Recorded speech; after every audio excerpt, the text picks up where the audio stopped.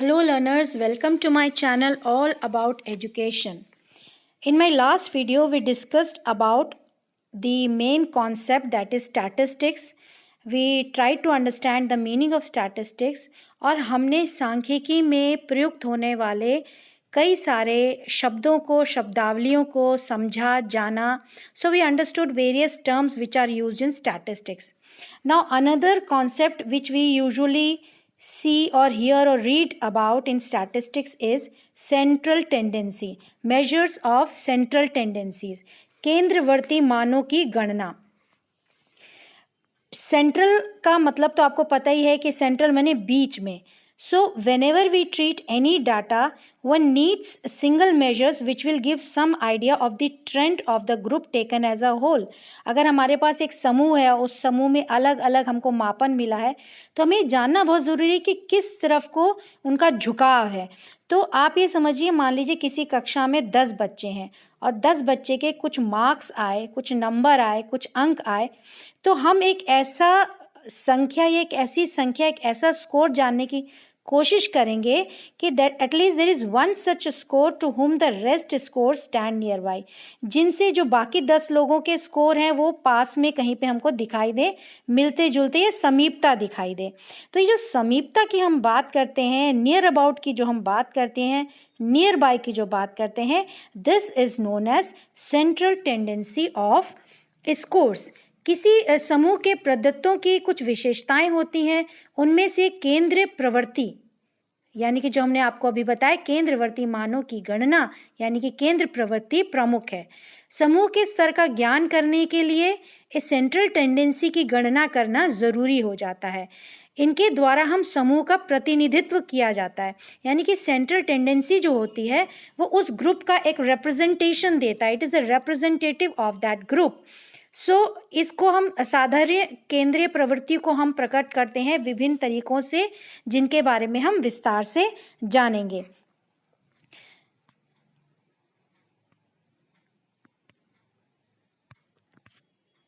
तो रॉस कहते हैं कि it is that value which typifies और best represents the whole distribution. यहाँ पे हम होल डिस्ट्रीब्यूशन की बात करें, यानी कि संपूर्ण समूह की बात कर रहे हैं. केंद्रीय प्रवृत्ति का मान वह मान है जो कि सारे आंकड़ों का श्रेष्ठतम प्रतिनिधित्व करता है. जो मैंने अभी आपको समझाया कि एक ऐसा आंकड़ा है, एक ऐसी संख्या है, केंद्रवर्ती मान या सेंट्रल टेंडेंसी एक ऐसी संख्या है जो पूरे समूह में लोगों के पाए जाने वाले अंकों को प्रतिनिधित्व करता है, रिप्रेजेंट करता है. वहीं अगर हम बात करें कि सिम्पसन एंड काफ्का, सिम्पसन और काफ्का ने स्टैटिस्टिक्स में बहुत काम किया है, और उनके अनुसार अगर हम बात करें तो वो कहते हैं कि केंद्रीय प्रवृत्ति का माप वह विशिष्ट मूल्य है जिसमें चारों ओर अन्य अंक संगठित हो जाते हैं और जो अंकों को दो अर्ध भागों में यानी कि 2 इक्वल हाफ्स में विभाजित करता है, 2 भागों में उसको विभाजित कर देता है. तो हम ये कह सकते हैं कि ये एक सेंट्रल पार्ट है. कई बार इसको हम लोग औसत के नाम से भी जानते हैं, इसको हम लोग आगे चल के मध्यमान के नाम से भी जानेंगे. तो ये एक ऐसा प्राप्तांक होता है जिसके दोनों ओर विचलन समान होता है. It divides the whole group into 2 भागों में इसको विभाजित कर देता है. तो वहीं H.E. गैरेट ने हमें इस केंद्रीय प्रवृत्ति का मान जानने के पीछे जो उपयोग है, जो प्रयोग है, जो उपयोगिता है वो बताई है. इन्होंने कहा है कि यह एक अकेला ऐसा अंक होता है जो समस्त अंकों का प्रतिनिधित्व करता है तथा समस्त समूह के कार्य संपादन का संक्षिप्त विवरण प्रदान करता है. तो this is the one score, this is the central score which gives a concise description of all the related scores. And another one is इसके द्वारा विभिन्न समूह के कार्य संपादन की तुलना संभव हो जाती है. So we can compare the typical work or we can compare the scores in that particular group. तो इस तरह से उन्होंने बताया कि जो सेंट्रल टेंडेंसीज होती हैं ये हमारे आगे जो उच्च सांख्यिकी गणना है उसमें भी हमें सहायता प्रदान करता है. It helps us to measure standard deviation, correlation, etc. So ज़्यादातर हम लोग को केंद्रवर्ती मान 3 प्रकार के होते हैं, वो है मीन, मीडियन एंड मोड. यानी कि मध्यमान, मध्यांक मान या मध्यांक भी कहते हैं, और बहुलांक यानी कि मीन आपका हो जाता है मध्यमान या मध्यांक भी कहते हैं, मध्यमान भी कहते हैं, और मीडियन को मध्यांक या मध्यांक मान भी कहते हैं, और मोड को हम लोग बहुलांक मान भी कह सकते हैं। तो अगर हम मीन से स्टार्ट करें यानी कि औसतांक जिसको कहते हैं या मध्यमान कहते हैं या मध्यमान मान कहते हैं, तो इसको अगर हम कहें सिम्पसन एंड काफ्का की भाषा में तो ये एक अर्थमेटिक मीन है, यानी ये एक अंक सामग्री के समस्त अंकों के योग को उन अंकों की संख्या से भाग देने पर जो भजनफल प्राप्त होता है उसे औसतांक कहते हैं। सिंपल सा है, अगर आपके सामने 4 बच्चे खड़े हैं और चारों की जो मार्क्स आए हैं किसी भी विषय में, मान लीजिए एक बच्चे के आए हैं 20 आए हैं, एक के 30 आए हैं, एक के 40 आए हैं और एक के 50 आए हैं, तो अगर हमको मध्यमान निकालना है तो 20, 30, 40, 50 इन सबको जोड़ लीजिए, और जोड़ने के बाद कितने बच्चों की संख्या हमने ली थी, वो है 4। तो इस जोड़ को जब हम 4 से भाग कर देंगे तो हमें जो संख्या प्राप्त होगी, जो हमें स्कोर प्राप्त होगा, उसको हम अर्थमेटिक मीन कहते हैं या औसतांक कहते हैं। वही अगर हम बात करें फर्ग्यूसन की, तो फर्ग्यूसन भी यही कह रहे हैं जो अभी मैंने आपको उदाहरण के तौर पर समझाया।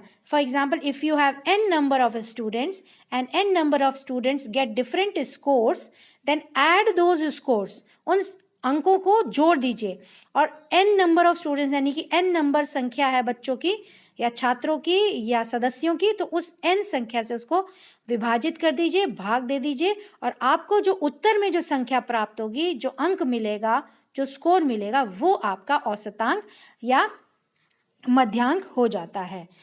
तो ये बात करी मीन की। अगर आप मीन के कंप्यूटेशन की बात करें कि हम मीन को कैसे कैलकुलेट कर सकते हैं, मीन की कैसे गणना कर सकते हैं, तो आप इस तरह से एक चार्ट आपके सामने देख रहे हैं। तो हमारे पास यूजुअली जो डाटा होते हैं, जो आंकड़े होते हैं, जो प्रदत्त होते हैं, वो 2 तरीके से हमारे पास होते हैं। या तो वो अव्यवस्थित होते हैं अनग्रुप्ड, या वो ग्रुप्ड होते हैं यानी कि व्यवस्थित। तो अनग्रुप्ड और ग्रुप डाटा के बारे में अगर आपको जानना है तो स्टैटिस्टिक्स यानी कि सांख्यिकी पे जो मैंने वीडियो अपलोड किया उसको देखें, और उसमें आपको समझ में आएगा कि अनग्रुप्ड डाटा क्या होता है और ग्रुप्ड डाटा क्या होता है। तो अगर हमको औसतांक अनग्रुप्ड डाटा यानी कि अव्यवस्थित प्रदत्त का या अव्यवस्थित आंकड़ों का निकालना है, तो जैसे अभी हमने पिछली स्लाइड में समझाया कि सारे स्कोर को, सारे अंकों को जोड़िए और जितने लोगों के जो अंक हैं उनसे विभाजित कर दीजिए, तो वो आपका अव्यवस्थित प्रदत्त का या अव्यवस्थित आंकड़ों का औसतांक हो जाता है। वो बहुत सरल है उसको निकालना, it is not difficult, you can easily calculate, just add the scores of the number of members or students and then divided by the number of students। तो ये आपका औसतांक आ जाता है। अब आते हैं हम ग्रुप्ड डाटा। ग्रुप्ड डाटा का अर्थ होता है जब वो हम उसको व्यवस्थित कर देते हैं। तो व्यवस्थित डेटा का, व्यवस्थित प्रदत्त का, व्यवस्थित आंकड़ों का अगर हमको औसतांक या मध्यमान निकालना है तो उसके लिए 2 तरीके होते हैं। एक होता है लॉन्ग मेथड और एक होता है शॉर्ट मेथड। तो जो लॉन्ग मेथड होता है वो कहने के लिए लॉन्ग मेथड है, लेकिन एक्चुअली में वो छोटा ही होता है अगर हम उसकी गणना करें, कैलकुलेशन करें। तो लॉन्ग मेथड को रियल मेथड भी कहते हैं, दीर्घ विधि। लॉन्ग मेथड को रियल मेथड भी कहते हैं, और इसको हम अगर कहें तो इसको दीर्घ विधि या वास्तविक औसतांक विधि भी कहते हैं। वहीं जो शॉर्ट मेथड होता है, जो लघु विधि होती है, उसको हम लोग अज्यूम्ड मीन मेथड या काल्पनिक औसतांक विधि भी कहते हैं। आपके समक्ष देखेंगे सूत्र लिखे हुए हैं, फॉर्मूला लिखे हुए हैं। अगर आप वास्तविक औसतांक विधि या लॉन्ग मेथड या दीर्घ मेथड का जो सूत्र है उसको देखें तो बहुत सिंपल सा सूत्र है, समेशन बना हुआ है, उसके बाद आपका x है या fx भी आप कह सकते हैं। f तब है जब अगर फ्रीक्वेंसी दी हुई है यानी कि आवृत्तियां दी हुई हैं। आवृत्ति के बारे में अगर आपको जानना है तो अगेन आप मेरा वीडियो देखिए, आपको पता चलेगा कि आवृत्ति का क्या मतलब होता है। तो हर आवृत्ति का हम x से गुणा करेंगे तो x आपके अंक हो जाते हैं, और उनका जब हम योग कर लेते हैं तो वो सिग्मा एफएक्स हो जाता है। ये जो चिन्ह आप ई जैसा देख रहे हैं इसको सिग्मा कहते हैं। सिग्मा का अर्थ होता है जोड़, सम।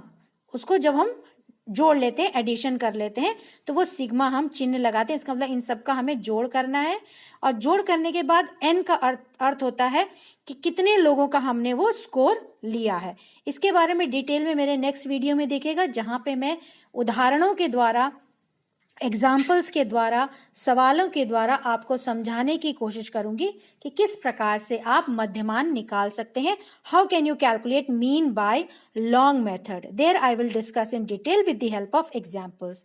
And then is the short method. Short method देखने में शॉर्ट लगता है बट शॉर्ट नहीं है, लॉन्ग होता है। तो अगर आप देख रहे होंगे मैंने यहाँ पे लॉन्ग मेथड में लिखा भी हुआ है कि x का अर्थात होता है कि मिड पॉइंट, हर वर्गांतर, CI क्लास इंटरवल वर्गांतर कहते हैं। इसके बारे में भी आप मेरे वीडियो में देख सकते हैं कि CI क्या होता है, कैसे देखा जाता है। और उसका जो मध्य बिंदु होता है, मान लीजिए CI आपका है 10 से 20, तो 10 से 20 का अगर आपको मध्य बिंदु निकालना है, मिड पॉइंट निकालना है, तो 10 प्लस 20 यानी कि 30 डिवाइडेड बाई 2, तो आपका आ जाएगा 15। तो 10 और 20 का जो CI होता है, वर्गांतर होता है 10-20 का, तो वो हो जाएगा 15। 0 से 10 का मध्य बिंदु क्या हो जाएगा, 5। तो ये आपका मध्य बिंदु होता है जिसको हम x बोलते हैं। और हर मध्य बिंदु को जब हम फ्रीक्वेंसी या f या आवृत्ति से गुणा करते हैं तो fx हो जाता है। और सारे fx को, टेबल के, सारणी के सारे fx को जब हम जोड़ देंगे तो बन जाएगा सिग्मा fx। तो इतना आपको समझ में आ गया होगा। अब आप अगर लॉन्ग मेथड देखेंगे, शॉर्ट मेथड देखेंगे, तो दूसरा सूत्र आपको दिखाई दे रहा होगा जहां पे हमने लिखा है अज्यूम्ड मीन, काल्पनिक औसतांक, AM। तो काल्पनिक औसतांक कैसे निकालते हैं ये आप मेरे वीडियो में, नेक्स्ट वीडियो में देखेंगे, जिसमें मैं आपको लॉन्ग और शॉर्ट मेथड से उदाहरण सॉल्व करना बताऊंगी, कैसे आप उसका समाधान कर सकते हैं। वहां मैं सारा आपको कैसे गणना करनी है, कैसे कैलकुलेट करना है वो बताऊंगी उदाहरणों के द्वारा। और अगर आप देखें तो सिग्मा FD भी दिया हुआ है, FX भी दिया हुआ है। कुछ किताबों में FX दिया रहता है, कहीं आप पढ़ेंगे, इंटरनेट पे पढ़ेंगे या मेरे चैनल से पढ़ रहे हैं तो यहाँ पे आप देख रहे होंगे मैंने सिग्मा FD लिखा हुआ है, कभी कभी सिग्मा FX भी लिखा होता है। यहाँ पे D का मतलब होता है डिविएशन, यानी कि विचलन, औसतांक से विचलन, डिविएशन फ्रॉम मीन, इसको D से दर्शाते हैं। और ये कैसे कैलकुलेट करते हैं ये भी मैं आपको नेक्स्ट वीडियो में जब सवाल करेंगे तब जानेंगे। बाकी तो आपको पता ही है कि F मतलब होता है आवृत्ति यानी कि फ्रीक्वेंसी, और CI को क्लास इंटरवल या वर्गांतर कहते हैं। कई बार सूत्र में सिर्फ I भी लिखते हैं, तो इसको हम लोग वर्गांतर का आकार या लेंथ ऑफ क्लास इंटरवल कहते हैं। तो ये दो सूत्र हैं, बहुत इंपॉर्टेंट सूत्र हैं, इस पे आधारित हम सवाल समझेंगे अपने नेक्स्ट वीडियो में। अब हम आते हैं मीडियन की ओर। मीडियन को हम कहते हैं मध्यांक मान। अगर हम मीडियन की बात करें तो अब ये क्या चीज है मध्यांक? गैरेट कहते हैं कि जब अव्यवस्थित अंक या अन्य माप, आकार या मूल्य के अनुसार क्रमबद्ध हो तो उनके मध्य का अंक मध्यांक होता है। जब आपका कोई भी अंक जो होते हैं वो अव्यवस्थित पड़े हुए हैं, ऐसे ही पड़े हुए हैं, किसी का जैसे मान लीजिए 10 बच्चे हैं, किसी के 10 बच्चों में किसी के 40 आए हैं, किसी के 50 आए हैं, किसी के 30 आए हैं, किसी के 15 आए हैं, किसी के 70 आए। अगर हम ऐसे ही लिख देते हैं तो इस तरह की व्यवस्था, इस तरह के अंकों को लिखने को अव्यवस्थित तरीका कहते हैं, यानी कि अव्यवस्थित प्रदत्त या अनग्रुप्ड स्कोर्स। तो जब हम इनको पहले अरेंज करते हैं, इनको हम क्रमबद्ध तरीके से लगाते हैं, और क्रमबद्ध हमारा हो सकता है बढ़ते हुए क्रम में या घटते हुए क्रम में, लेकिन होने क्रम में चाहिए। जब हम इनको क्रम में लगा लेते हैं तो जो बीच में अंक आता है वही हमारा मध्यांक कहलाता है, या मध्यांक मान कहलाता है, या मीडियन कहलाता है। इसको हम कैसे दर्शाते हैं? कैपिटल M और स्मॉल d से हम इसको दर्शाते हैं। आप ये देख सकते हैं, ये लिखा हुआ है। तो गैरेट कहते हैं कि हमारे जो स्कोर्स हैं उनको हम अरेंज करते हैं ऑर्डर में। अब ये ऑर्डर आपका कुछ भी हो सकता है, बढ़ते हुए क्रम असेंडिंग, या घटते हुए क्रम यानी कि डिसेंडिंग में होता है। वहीं गिलफोर्ड क्या कहते हैं कि मध्यांक किसी मापने पर उस बिंदु के रूप में परिभाषित किया जा सकता है जिसके ऊपर ठीक आधे केसेस और नीचे दूसरे आधे केसेस हो, यानी कि आधे ऊपर और आधे नीचे, और बीच का जो होता है वो आपका मध्यांक हो जाता है या मीडियन हो जाता है। अब हम बात करते हैं कि अगर हमको मध्यांक की गणना करनी है, तो जैसे हमने बताया आप गणना दोनों तरीके से कर सकते हैं, अव्यवस्थित प्रदत्त के अव्यवस्थित आंकड़ों का और व्यवस्थित आंकड़ों का। अगर आप पिछले वीडियो में मेरे देखें तो अव्यवस्थित आंकड़ों का किस प्रकार से हम व्यवस्थित में परिवर्तित करते हैं उसके बारे में भी मैंने समझा रखा है। तो दोनों ही तरीके से। और दूसरी एक बात जो मैंने बताई, जो अव्यवस्थित आंकड़े होते हैं वो आंकड़े अगर कम संख्या में हो, जैसे 10 बच्चों का या 20 बच्चों का या 25 बच्चों का, तो हम गणना कर सकते हैं। लेकिन अगर हमारा न्यायदर्श यानी कि सैंपल 30 बच्चों से ज्यादा हो, 30 सदस्यों से ज्यादा हो, 30 लोगों से ज्यादा हो, तो हमको उसको व्यवस्थित करना ही पड़ता है। उन आंकड़ों को हमको, उन प्रदत्त को हमको व्यवस्थित करना पड़ता है, ग्रुप में कन्वर्ट करना पड़ता है। फिर हम एक फ्रीक्वेंसी टेबल बनाते हैं, एक तालिका बनाते हैं, जिसको आवृत्ति वितरण तालिका भी कहते हैं, जिसके बारे में मेरे नेक्स्ट वीडियो में अपलोड करूंगी। तो अगर आपको अच्छा लग रहा हो, अगर आप जानना चाहते हैं और भी, तो प्लीज आप मेरे चैनल को सब्सक्राइब करें, लाइक करें और अपने साथियों के साथ इसको शेयर जरूर करें। तो अब आप देख रहे होंगे कि मध्यांक का निकालना है, गणना करनी है, तो अव्यवस्थित का कैसे करते हैं।